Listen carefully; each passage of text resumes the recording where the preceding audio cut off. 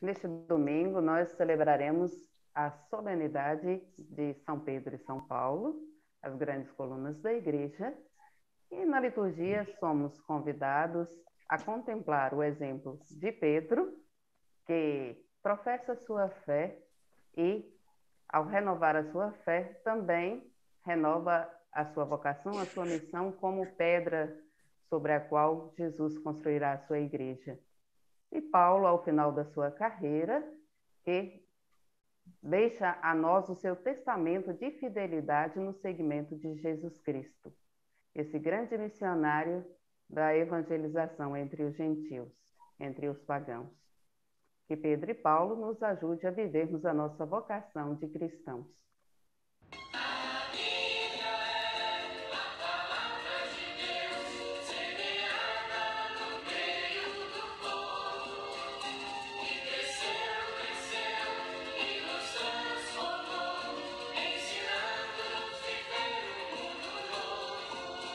Saudações, queridos irmãos e irmãs em Cristo.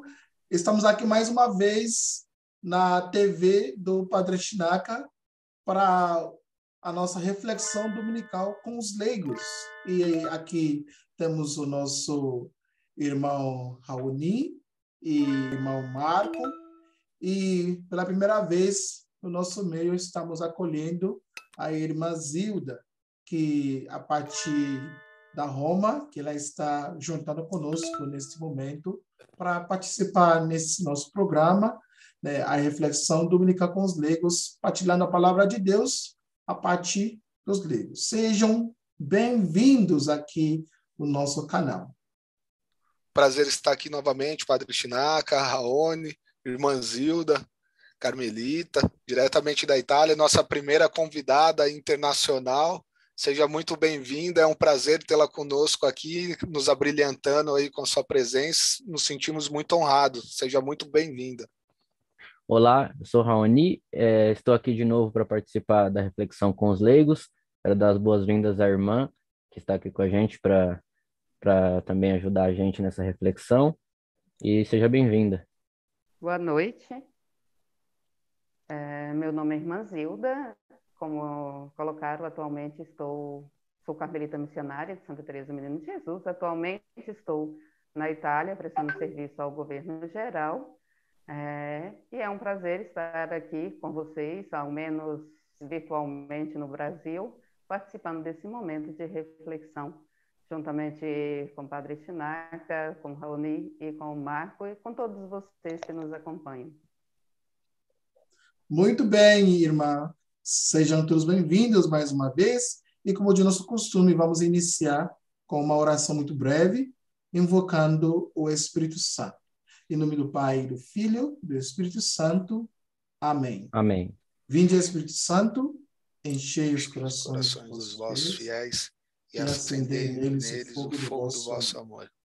Enviai o vosso Espírito e tudo será criado. E renovareis a face da terra. Amém. Amém. Amém. O Senhor esteja convosco. Ele está no meio de nós. Proclamação do Evangelho de Jesus Cristo, segundo Mateus. Glória a vós, Glória Senhor. A vós, Senhor.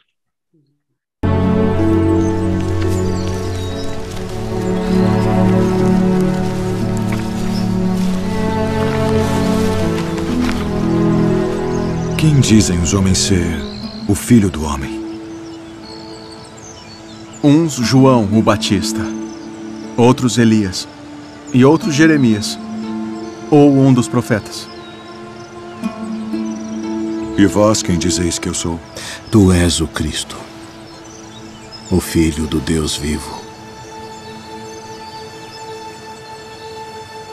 Bem-aventurado és tu, Simão Bar-Jonas, porque tu não revelou a carne e o sangue, mas meu Pai, que está nos céus.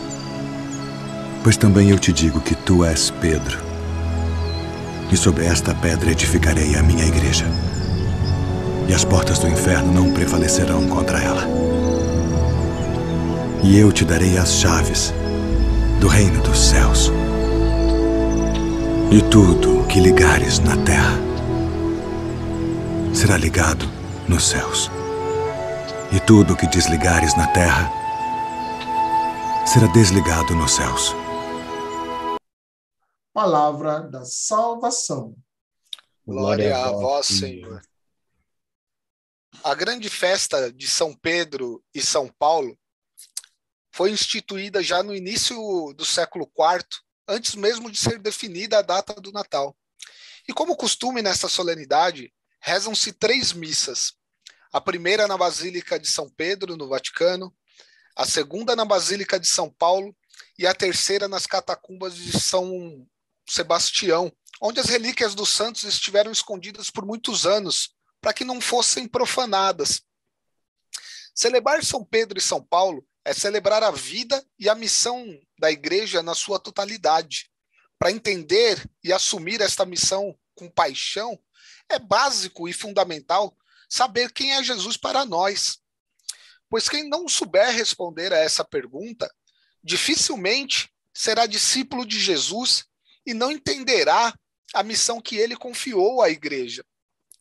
São Pedro nasceu em Betsaida, um pequeno vilarejo às margens do Mar da Galileia, ao norte de Israel. Seu nome de nascimento era Simão. São Pedro era pescador e possuía um barco em sociedade com seu irmão André. Quando Jesus conheceu Simão, disse a ele uma frase que mudaria sua vida para sempre. Você será pescador de homens. A partir daí, Simão começou a seguir Jesus. Pedro foi para Roma. Lá liderou a igreja que crescia, apesar das perseguições. Quando os romanos descobriram seu paradeiro, prenderam-no e condenaram à morte pela cruz por ser líder da igreja de Jesus Cristo. São Pedro pediu, nesta época, para ser crucificado de cabeça para baixo, por não se julgar digno de morrer como seu mestre. Pedro morre mártir sobre o imperador Nero no ano de 64 depois de Cristo, e seus restos mortais foram enterrados em uma colina que ficava próxima à cidade de Roma, chamada Vaticano. Posteriormente, foi construído no local uma igreja sobre o túmulo do apóstolo. Seus restos mortais estão sob o altar da Basílica de São Pedro em Roma até hoje. Por isso eu te digo que tu és Pedro, e sobre esta pedra construirei a minha igreja. A igreja foi literalmente construída sobre Pedro.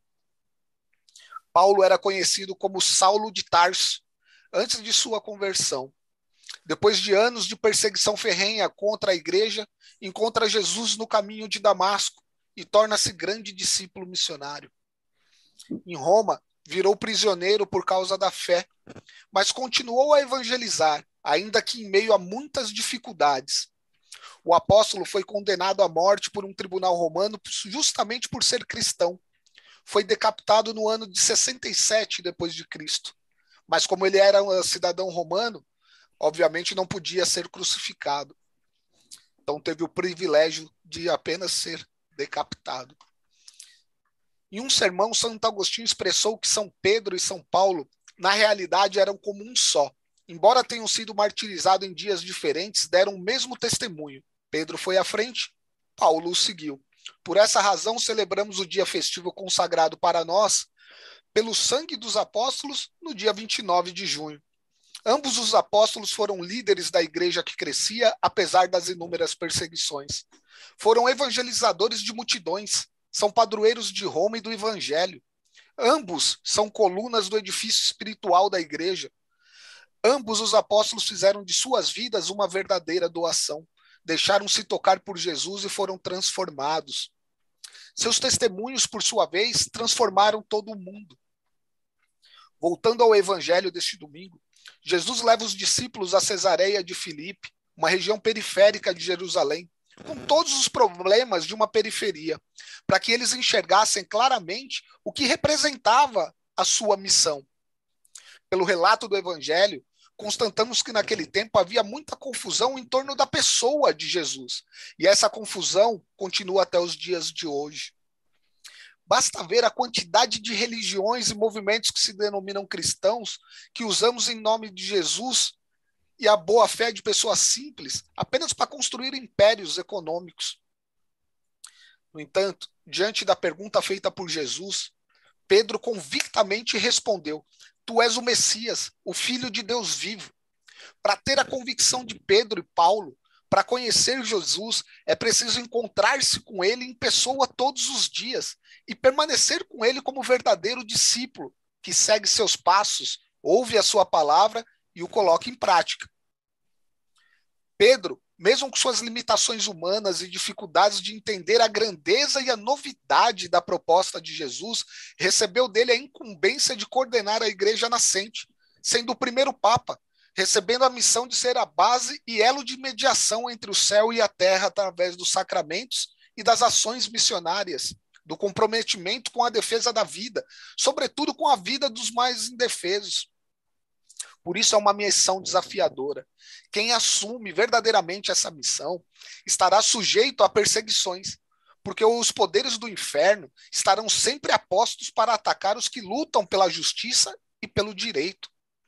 Mas o poder da morte não será vencedor, pois quem está com Cristo está fortalecido nessa rocha inabalável. Paulo, perseguidor ferrenho dos cristãos, encontrou-se com Jesus a caminho de Damasco.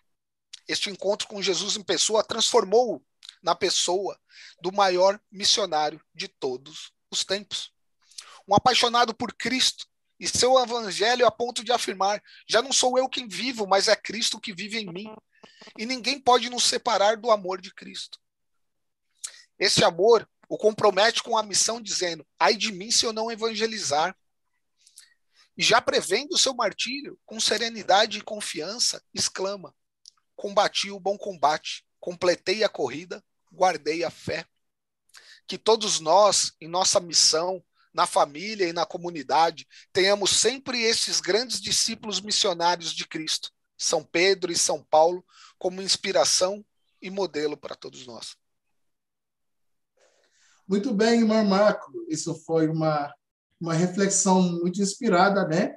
Falando de São Pedro e Paulo a partir das suas vidas, né? Vocações, missões dos dois, né? E fechando com o martírio, né? O tipo da morte que eles glorificaram a Deus. Vamos aqui pensar nas algumas perguntas que foram selecionadas para esse dia, a partir da leitura de hoje, e também no sentido da nossa solenidade, a celebração que estamos celebrando agora.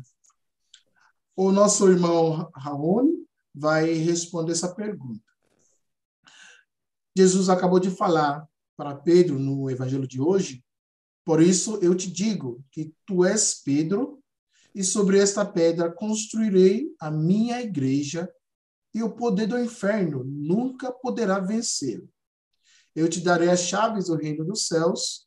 Tudo o que tu ligares na terra será ligado no céu. Tudo o que tu desligares na terra será desligado nos céus. O que significam essas palavras de Jesus para Pedro, para a Igreja Católica Romana também? Essas palavras ditas por Cristo, elas contêm todo o significado da unicidade e da universalidade da Santa Igreja.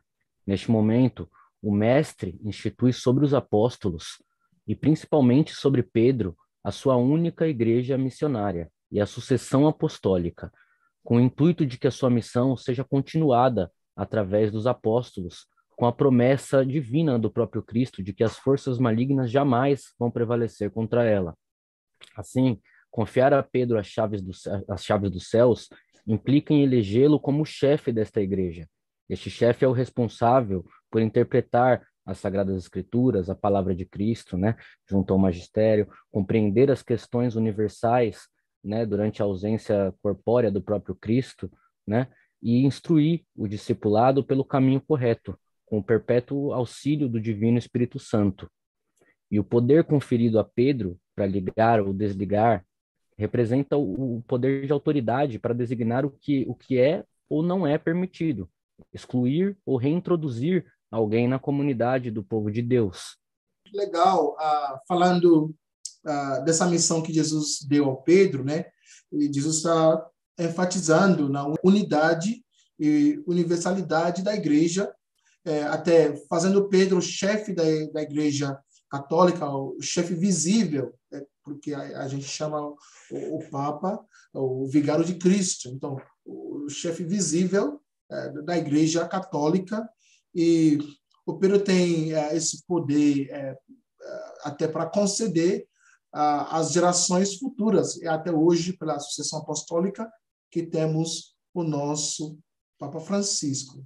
E as chaves do reino de Deus, o poder, a autoridade que Jesus deu para ele, né, de incluir, excomungar essas coisas, a gente entende muito bem. E tudo isso está também na administração dos sacramentos da igreja de hoje. A segunda pergunta, a nossa irmã vai me ajudar, é uma pergunta meio complicada. Então, a irmã Zida, aqui temos uma pergunta.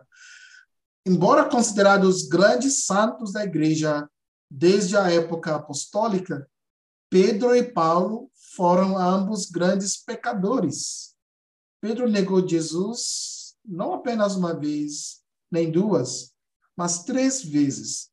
Paulo tinha sido um feroz perseguidor dos cristãos.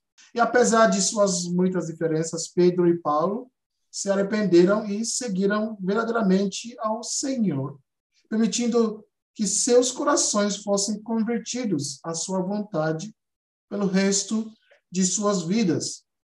Quais lições podemos tirar desse testemunho da vida deles no nosso segmento de Jesus no dia a dia? Bom, eu vejo que em comum, como o padre Schnacka colocou, que eram 2 grandes pecadores, isso nos mostra que, primeiramente, para ser santo, não nascemos santos, somos pessoas humanas, como Pedro e Paulo eram pessoas humanas, e que Deus trabalha sobre essa realidade que nós somos.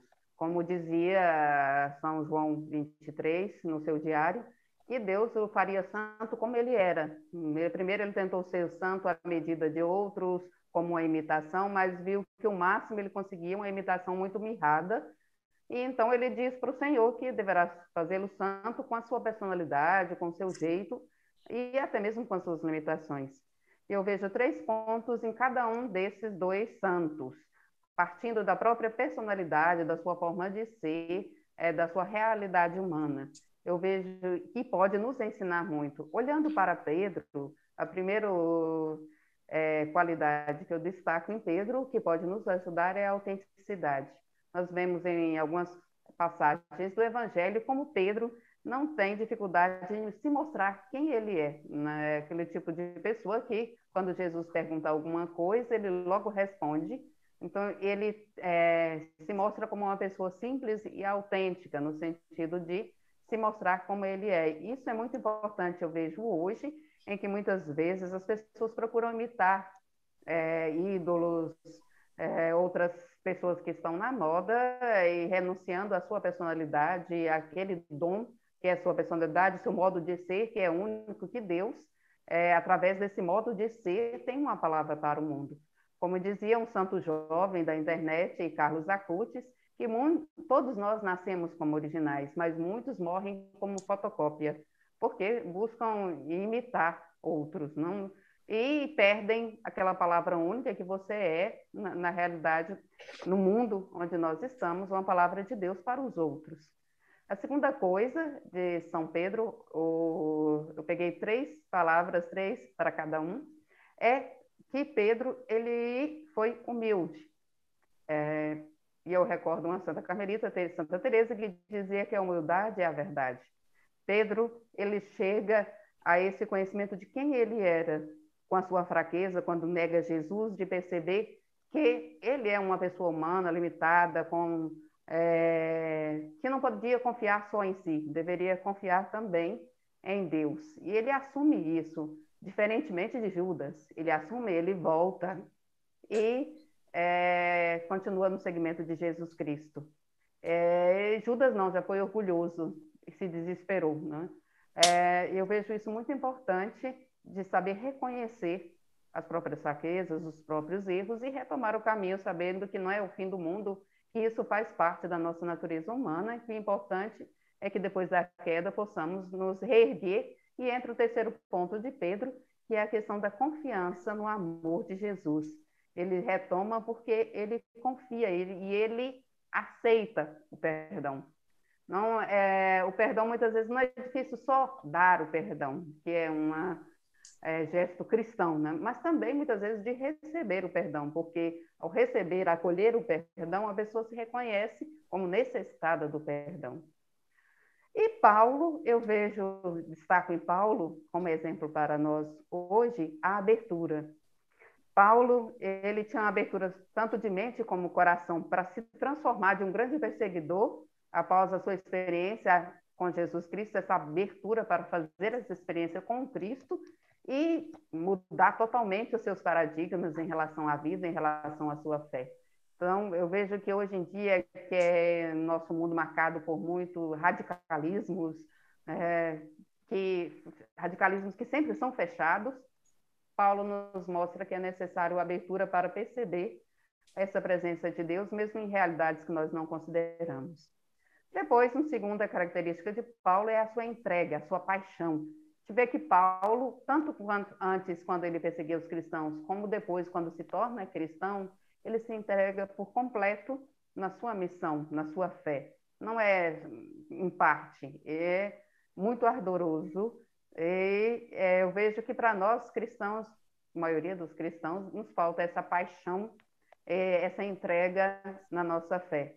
A fé como algo, como se fosse uma roupa que eu visto quando vou à igreja, e depois tiro, mas é algo que envolve toda a minha vida. E esse envolvimento também, não só no segmento, mas também na evangelização. Paulo, para mim, representa isso, essa paixão missionária, esse zelo de tornar Jesus Cristo conhecido. E o mesmo que Pedro, eu vejo em Paulo a humildade, porque Paulo tem um momento que ele pede para que o Senhor lhe tire aquele espinho na carne, liberte da sua fraqueza como pessoa humana, nas suas limitações. Mas ele é chamado a ser humilde no sentido de encarar a verdade, de aceitar a verdade daquilo que ele é, uma pessoa humana limitada, que necessita da graça de Deus e que só pode realizar a sua vocação movido pela graça de Deus. Para mim, esses, obviamente, há tantos outros pontos, mas são aqueles mais fortes que podem nos iluminar contemplando o exemplo de Pedro e de Paulo. Muito bem, Marzida. Olha aí, gostei como destacou algumas qualidades desses dois grandes santos da Igreja Católica. Embora que eram grandes pecadores, eles se tornaram grandes santos.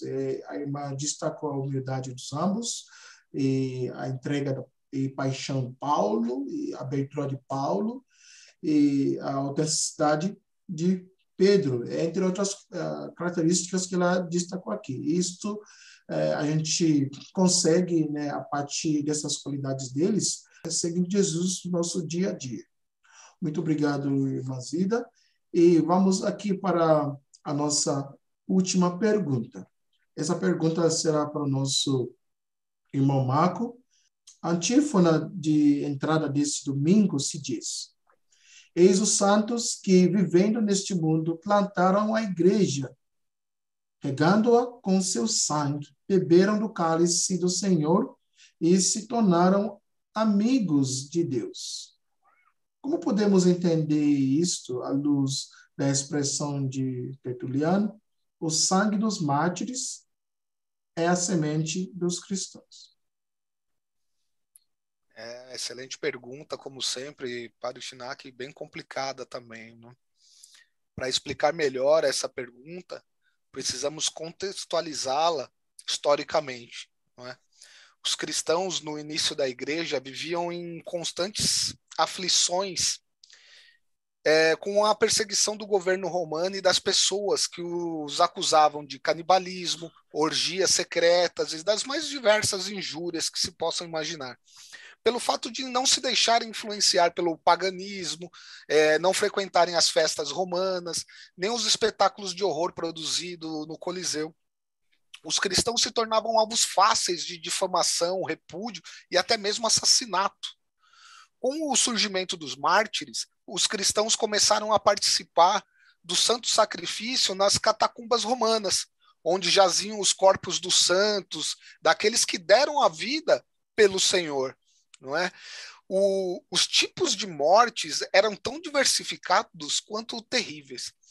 Tudo o que a crueldade da invenção do homem pudesse conceber para castigar o corpo humano era posto em prática contra os cristãos. Nem vamos entrar nesse detalhe.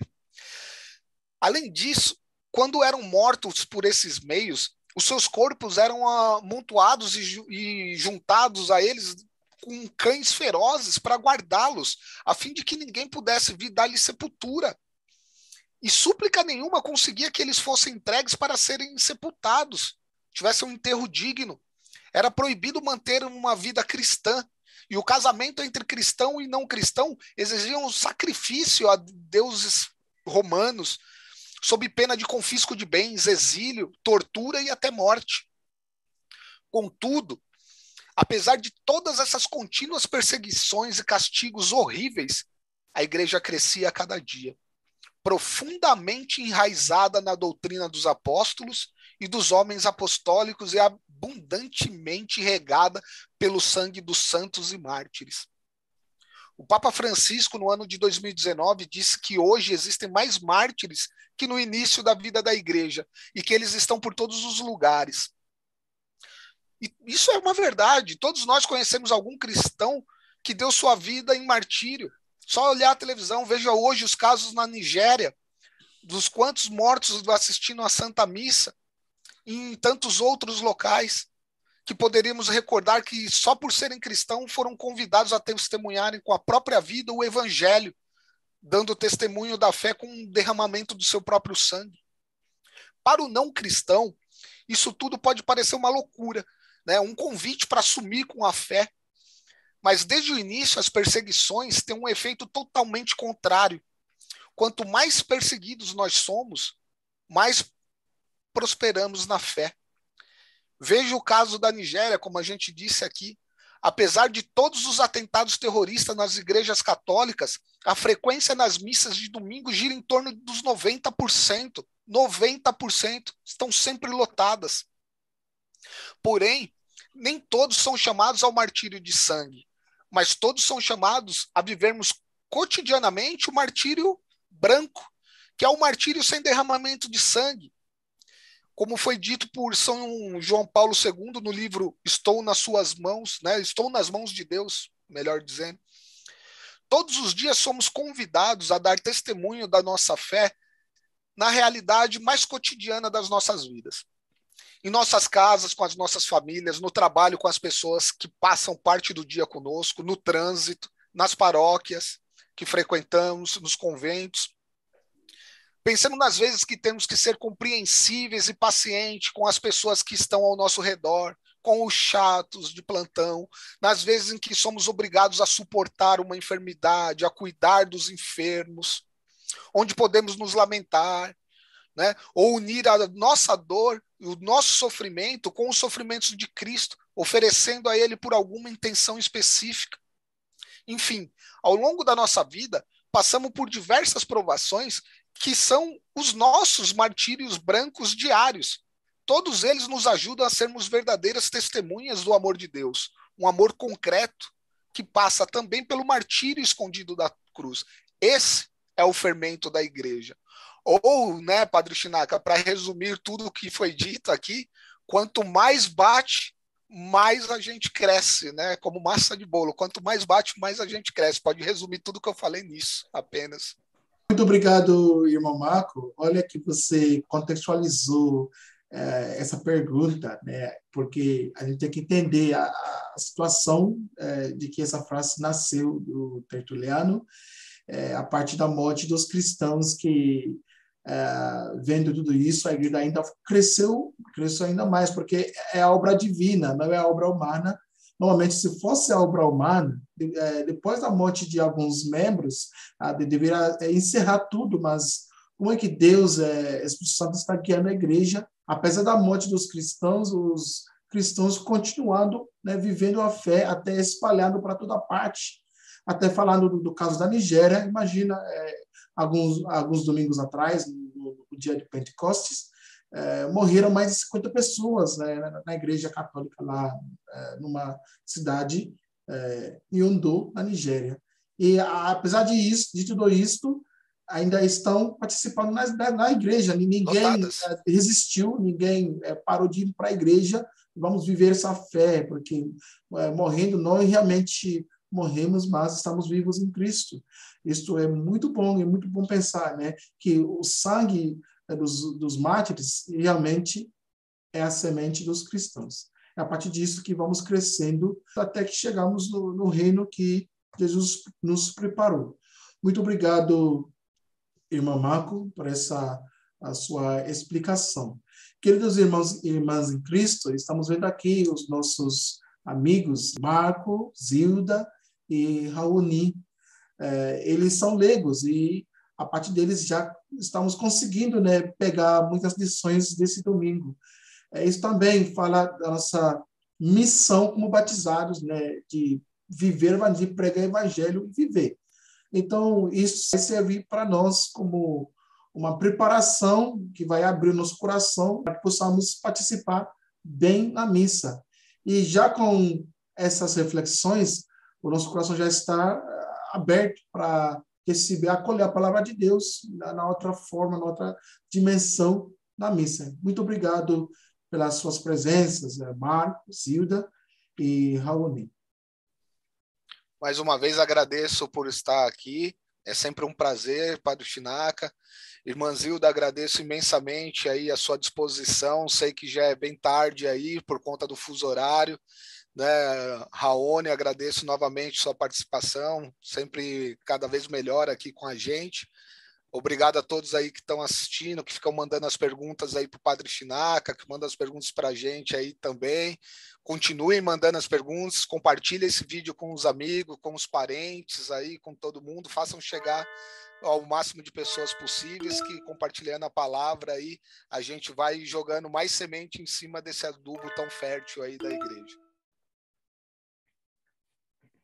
Muito obrigado, Padre Chinaca, Marco, irmã Zilda, participação ótima da irmã, adorei o que a irmã falou, foi muito boa mesmo a reflexão, e agradeço por participar mais uma vez aí, peço também que compartilhem aí, obrigado pelo elogio também, viu, Marco? E é isso daí, um abraço para todos aí em Roma aí, viu, irmã? Manda um abraço para todos aí para mim. Eu agradeço ao Padre Chinaca, Marco, Raoni, por esse momento, poder partilhar, ouvir a palavra de Deus. Aqui nós já celebramos a solenidade, é celebrada no dia 29, mas essa alegria de estar como que ruminando também a palavra ao longo da nossa vida, né? A palavra do domingo é para nos ajudar a vivermos bem a semana. E agradeço essa iniciativa, parabenizo o Padre Chinaca e vocês por essa iniciativa de partilhar e levar a palavra de Deus a outras pessoas, a partir do olhar do leigo, não só do sacerdote, isso é muito importante. E isso é uma realidade muito bonita no nosso Brasil, que não vemos tanto aqui na Europa. Então, agradeço, fico muito feliz de ter participado com vocês nesse momento, que possa se multiplicar, né, continuar, multiplicar essa iniciativa e levar avante esse momento que vocês estão promovendo. E o meu abraço a todos vocês do Brasil, com saudades do nosso país abençoado, e que São Pedro e São Paulo possam nos ajudar a vivermos a nossa vocação. Amém. Amém. Esperamos você de novo, irmã. Esperamos novamente, hein? Volta quando quiser, irmã, por favor. Isso mesmo. A irmã que fez o maior sacrifício até agora já está acordada. Quase que já passou meia-noite. Já quase 2 horas da manhã lá na Itália, mano. Quase 2 horas da manhã lá na Itália. Muito bem. O Senhor esteja convosco. Ele está no meio de nós. Abençoe-vos Deus Todo-Poderoso, Pai, Filho e Espírito Santo. Amém. Amém.